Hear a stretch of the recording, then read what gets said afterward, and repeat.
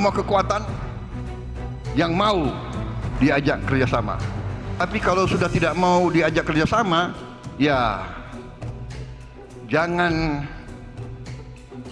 mengganggu. Jangan dipikir bahwa gangguan hanya dari luar.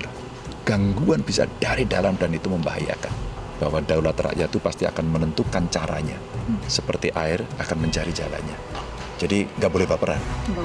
Bagi yang tidak sepakat, silahkan mundur atau silahkan minggir atau jangan ganggu. Ini pernyataan yang amat sangat sering disampaikan Pak Prabowo. Statement dari Pak Prabowo ini kita harapkan vice versa, juga berlaku terbalik. Sehingga kemudian proses check and balances bisa berjalan dengan optimal. Beri kita waktu. Beri kita 3 tahun, 4 tahun. Kita akan buktikan.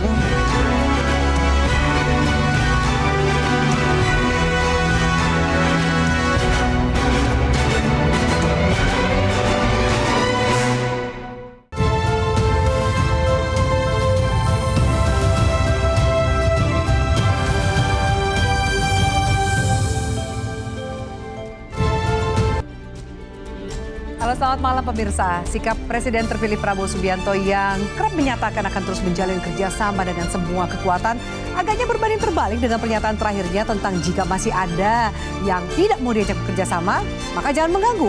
Apa sebenarnya makna di balik pernyataan Prabowo tersebut? Dan siapa pihak yang dianggap mengganggu dan tidak mau diajak bekerja sama? Serta realistiskah penambahan nomenklatur kementerian yang mulai diwacanakan oleh koalisi Prabowo Gibran? Inilah Panggung Demokrasi, ogah kerjasama, jangan ganggu. Bersama saya, Afiani Malik.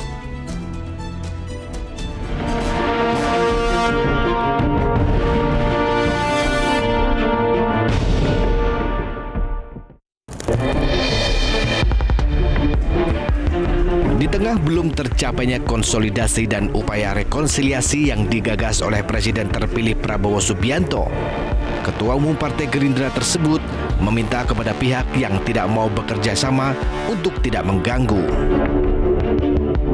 Sebagai pemenang Pilpres 2024, Prabowo menegaskan dirinya akan terus berjuang dengan orang-orang yang mau diajak kerjasama. Akan berjuang terus bersama semua kekuatan yang mau diajak kerjasama. Yang tidak mau diajak kerjasama, tidak apa-apa.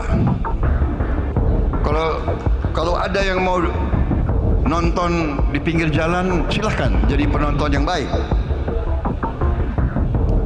Tapi kalau sudah tidak mau diajak kerjasama, ya jangan mengganggu.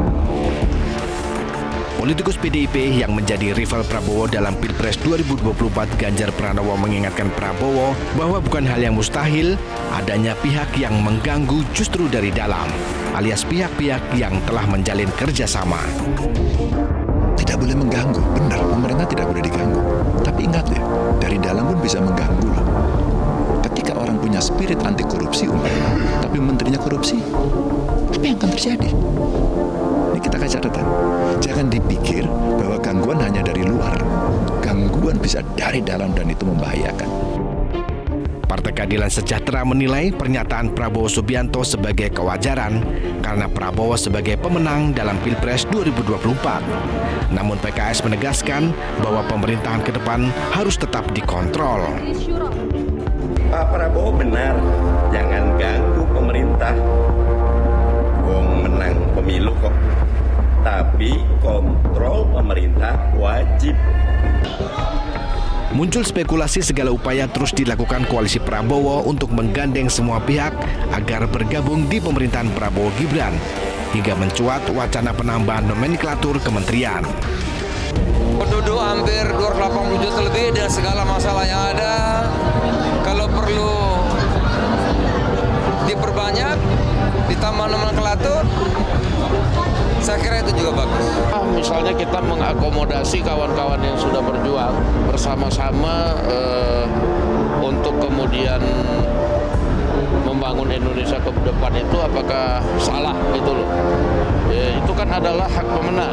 Kita juga kalau kemudian ada yang menang dia mau mengakomodasi ataupun kemudian mau memperkecil, kita juga nggak pusing. Saya berpikir bahwa penambahan jumlah anggota kabinet itu lebih berupaya untuk membagi-bagi kekuasaan ya kepada para partai politik ya, dan itu juga sekaligus menunjukkan kelemahan Pak Prabowo untuk menjadi manajemen konflik ya, yang udah pasti ada lah konflik-konflik itu ya. Nah, di dalam internal koalisi mereka. Tidak bisa dipungkiri, mulusnya pemerintahan Prabowo 5 tahun ke depan akan bergantung kepada kekuatan koalisinya sebagai penopang kebijakan politik. Namun sangat tidak dibenarkan jika semua kekuatan politik bersatu di dalam pemerintahan tanpa adanya fungsi kontrol dan penyeimbang. Karena bukan tidak mungkin, justru itulah yang akan memperkuat tatanan demokrasi di negeri ini.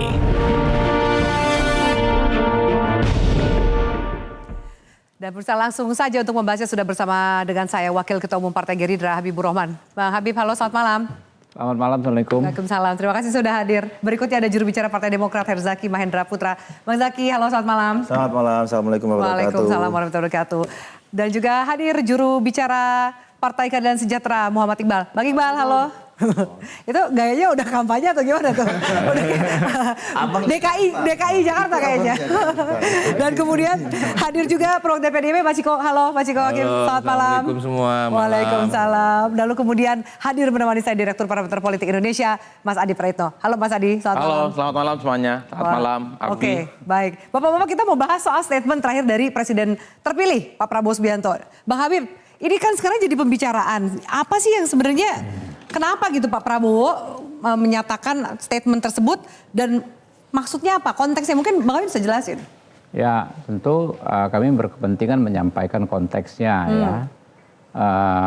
Pernyataan tersebut adalah pernyataan normatif Pak Prabowo yang memang sering sekali disampaikan. Baik dalam forum internal maupun forum-forum kampanye terbuka. Di forum internal saya bahkan mendengarnya, seingat saya sejak tahun 2009.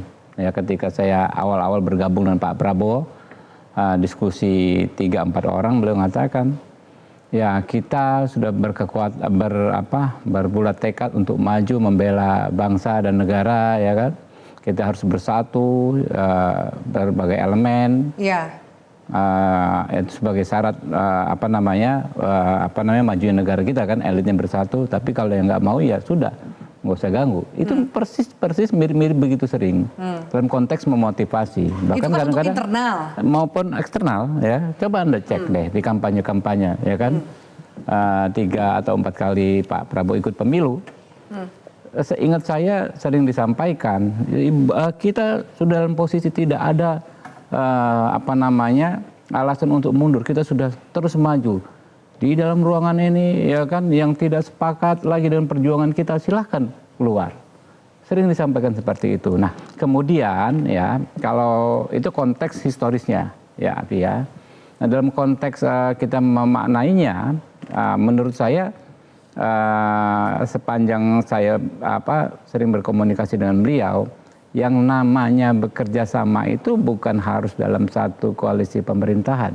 Yeah. Bisa di dalam pemerintahan dan bisa di luar ke pemerintahan. Itu kan konsekuensi demokrasi yang Pak Prabowo paham banget. Ya, di dalam demokrasi itu enggak semua harus di dalam pemerintahan. Tapi kan enggak semua juga yang di luar mengganggu. Makanya nanti dulu dikit-dikit ya. Ayo cepat tadi, soalnya saya udah mau minta tanggapan yang lain. Ya, jadi apakah koalisi harus di dalam pemerintahan? Tidak. Nah lalu apakah pendapat ya, kemudian sikap, bahkan kritik ya, bahkan sikap politik yang berbeda antara orang yang di luar pemerintahan dengan di dalam pemerintahan tentu tidak dikategorikan sebagai mengganggu. Nah, yang dimaksud makanya kan, karena itu juga keniscayaan bagi siapapun, bagi pemerintah yang sedang memegang kekuasaan untuk adanya kritik, nggak mungkin dibendung. Di dalam alam demokrasi seperti ini, kami partai yang tumbuh dan besar di alam demokrasi. Ingat ya, Pak Prabowo sejak tahun 2008 mendirikan partai politik, dan beliau tentu ada di dalam sistem yang demokratis. Kami ada di posisi sekarang, partai kedua terbesar peraih 2019 ya dan ketiga 2014 karena demokrasi gitu loh. Nggak mungkin kami mengabaikan demokrasi. Iya. Dan paham. Ya makanya. Ayo Bang, jawab dulu nih pesan jangan ganggunya nih buat siapa sih? Jangan biar nggak ada praduga nih. Itu gitu. Saya bilang ya. Ini kasih kesempatan ngomong nggak? Dipotong-potong terus gitu kan? Cepetan. Iya kan? Ya kalau mau tunggu dong. Itu kan saya harus ngomong sistematis. Soalnya ini ya kan udah silakan yang lain. Nanti saya nyambung lagi. Jadi intinya. Jadi kalau ini kalau disasar. kritikan ya itu bukan kategori mengganggu karena tidak ada tendensi terhadap siapapun. Itu jadi poinnya. nggak ada yang menyasar kelompok itu nggak ada. Tidak ada. Dan tidak anti kritik. Iya tentu tidak. Baik. Kita bisa sebesar ini karena kita tidak anti kritik. Oke. Nah, kenapa saya bilang tadi agak mengejar Bang Habibur Rahman karena statementnya dari Pak Prabowo ini kan banyak akhirnya berkembang kalau ya, di internal pasti. mungkin. Makanya ini kami sampaikan. Kalau di internal mungkin bisa dipahami, tapi kalau dilempar ke ruang publik kan akhirnya juga banyak praduga. Sering Pak Prabowo gitu kan? menyampaikan hal tersebut ya dalam kampanye-kampanye terbuka. Memang begitu sering disampaikan beliau. Oke. Jelajahi cara baru mendapatkan informasi. Download Metro TV Extend sekarang.